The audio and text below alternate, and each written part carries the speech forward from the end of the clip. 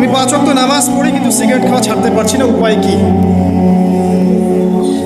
হাসবেন না, এটা আসলে কমন প্রশ্ন, কিন্তু অনেকেই এরকম রোগে ভুগছেন। সিগারেট আপনাকে ছাড়তে হলে ভাই একদিনে ছাড়তে হবে, একদিনে। আজকে খান, শান্তি মতো খান, খেয়ে কালকে বলবেন কালকে থেকে খাবো, আজকে বলবেন যে কালকে থেকে খাবো। আপনি যদি প্ল্যান করেন যে আমি 1 মাস পর সিগারেট খাবো না, আপনি ছাড়তে পারবেন না।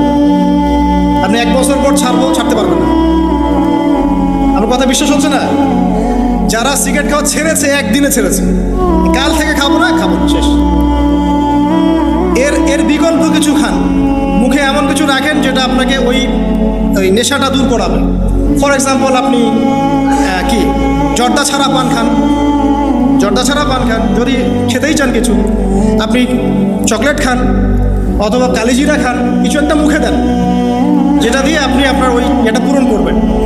আর একটা বিষয় মাথায় রাখবেন, নামাজের হিসাব সবার আগে দিতে হবে। যদি সিগারেট খাওয়ার মতো সামান্য ইস্যুতে আমার নামাজ নষ্ট হয়ে যায়, তাহলে তো আমার চেয়ে বোকা আর কেউ নাই পৃথিবীতে। অতএব নামাজকে সর্বোচ্চ প্রাধান্য দিয়ে সিগারেট খাওয়াটা আজকে থেকে ছেড়ে দেন। 10 দিন, 20 দিন, 1 মাসের অপেক্ষা করবেন না। আরেকটা কাজ করবেন, সেটা হলো কন্টিনিউয়াসলি আপনি সারাদিন আল্লাহর জিকির করতে থাকবেন।